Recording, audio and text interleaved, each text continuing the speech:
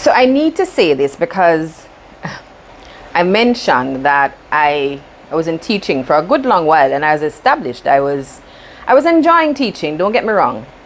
I was enjoying teaching. I was most privileged at the time, I think, to have been teaching at the institution I was teaching at, where I spent my last, I'd say, 9-10 years, which was immaculate. And I taught, as I said before, I taught drama, and I ended up teaching English language and English literature while I was there. And I enjoyed it. It was easy for me, the transition from teaching drama and education to teaching English language and literature, because they all sort of interconnected. So it was easy, and they loved the fact that I was the drama teacher who taught English language and could also teach literature, because I made it so interesting for the kids, and my students loved me. In fact, to this day, a lot of them have kept in touch with me. But like I said, I kind of got bored and I wanted to do something else.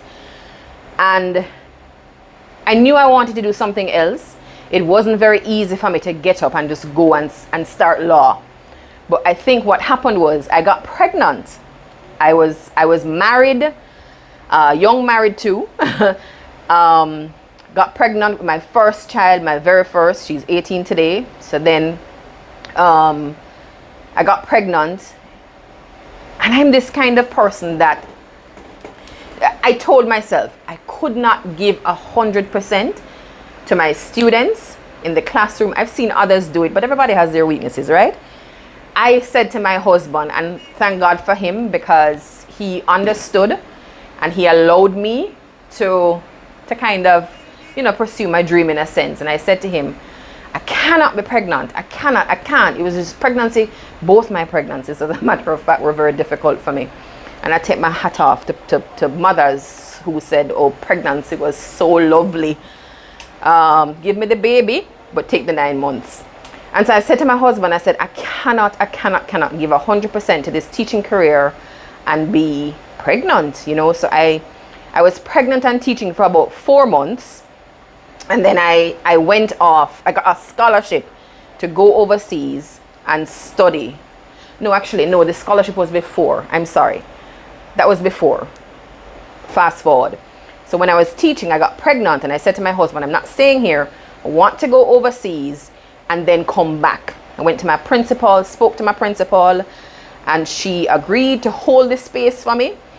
And I was able to go away, fortunately, to have my baby, spent a couple months there, and come back and sort of, bury myself again and go back into teaching at the same institution. That I was so grateful for that opportunity. And so I did that. So it wasn't really very easy for me I think I took a year, maybe more than a year off, just to sort of ground myself, as a new mother, first child, and this thing doesn't come with mothers know you don't get a manual with your child, your first child especially. And I didn't have that much help around me except my husband and the nanny I had at the time. So I had to make it work. And so, once baby came and everything, and I sort of, settled in and kind of got my feet grounded in this whole process of raising a baby, it was okay. I went back to teaching, but then something was still missing. And I started asking myself this question, for those of you who know anything about teaching, it's not very easy to move up the ladders. Or maybe it's me. It wasn't happening very fast for me, or fast enough for me to go up the ladders. And I kept saying to myself, well, what's the ultimate with teaching? It's really just becoming a principal. Do I want to become a principal? No, I didn't want to become a principal. Did I want to go lecture in a classroom? No, I didn't want to. So I thought to myself, I'm going to remain here for how long? Just teaching students and, having them love on you. And it just was not fulfilling enough for me.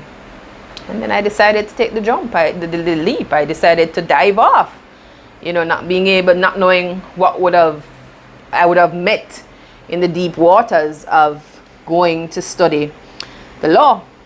But I started talking to some people who were already doing their LLBs, who had started with the program of the University of London, actually close friends of mine.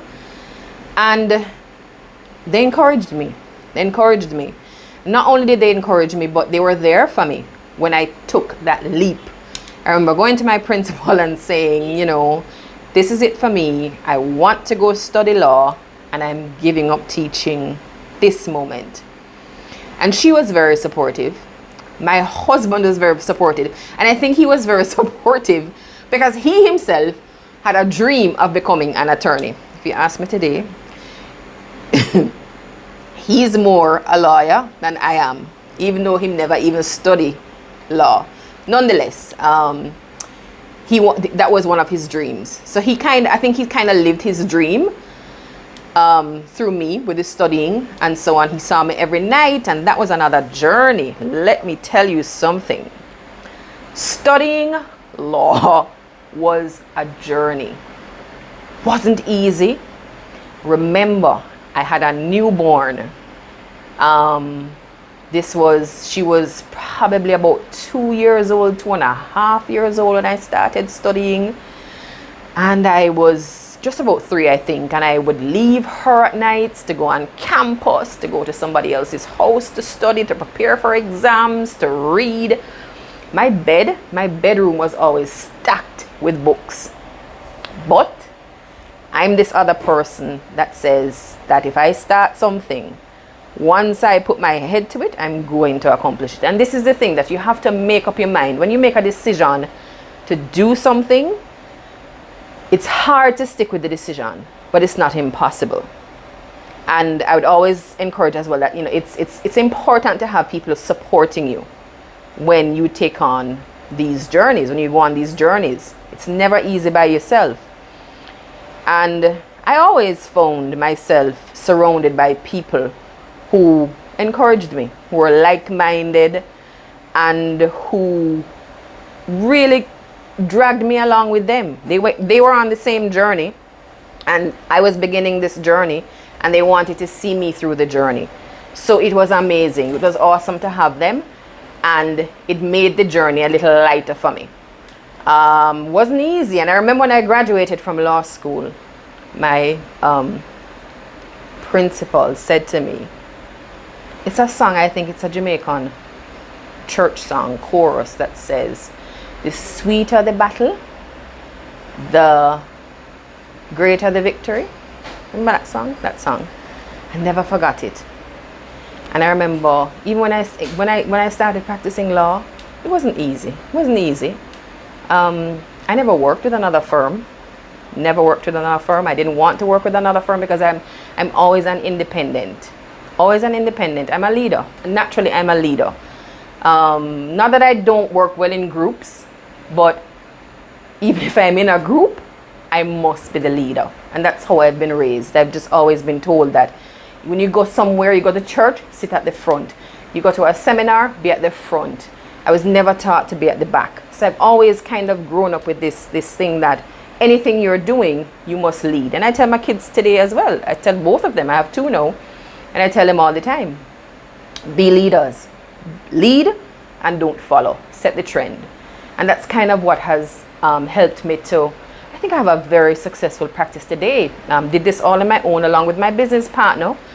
We have become sort of the gems in the legal world today, I think. Not sounding my own horn, but I believe I can confidently say that. And if she was here, she would have said the same thing. And I'm quite enjoying it. I'm quite enjoying this journey. I don't have any regrets giving up teaching. I enjoyed it at the time. But the transition into this, for me, was even greater. You know, another accomplishment. And I'm very happy. I was happy in my years of teaching. I enjoyed it. And it was just, I learned a lot of lessons. I've had some lifelong friends out of teaching, lifelong friends. To this day, I still have those friends. And so it's not a journey that I would say I wouldn't go back to. It's something that helped to coin my present position as an attorney today. And those lessons, they weren't cheap, you know, but nonetheless, I would say today I benefited from all of those, and they helped to make me who I am today, and who I am in this practice. And so, yeah, that's and it's kind of the same approach I take towards my legal practice today, in the sense that I never see anything as impossible in accomplishing. Half the clients I get, half the clients we get at this firm or little boutique firm are mainly through referrals. And when I say referrals, let me be very clear. I'll get a client today and they're very satisfied with what they get from us, and they go and they tell 2 or 3 other people, and those 2 or 3 other people come and they're also satisfied, and then the cycle continues. And I'm very grateful for that. Another thing I don't forget, I never forget, sometimes I forget, but I catch up on myself, is that I put God first in everything. Without a doubt. Every client I get in this firm, every interaction, even my journey in teaching, I have said to God, it was purposeful. You wanted me to do that, to be able to enhance something for you, for your kingdom. And that's just basically how I've approached my career and my professionalism as an attorney. I remind myself all the time that if it wasn't for God, I wouldn't be here today. I wouldn't even be doing this interview with you and telling you all of this. So yes, but hopefully I won't change careers again. No, this is it. This is really it. This is it. Okay?